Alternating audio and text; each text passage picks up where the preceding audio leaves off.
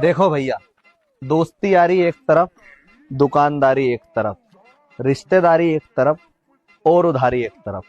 ना तो हमें कोई मुफ्त में देता है, ना हम आपको दे पाएंगे। निशुल्क सेवाएं तत्काल प्रभाव से बंद कर दी गई हैं। जहां भी आपको निशुल्क या उधार मिलता हो, आप जाने के लिए स्वतंत्र हैं। हमारी तरफ से कोई बाध्य नहीं है। बड़े सालों तक संघर्ष करने के बाद व्यवसाय का रिस्क लेना पड़ता है। तुम तो उधार लेकर चले जाते हो महाराज, पर हमें सामने वाले को देना पड़ता है। राम राम।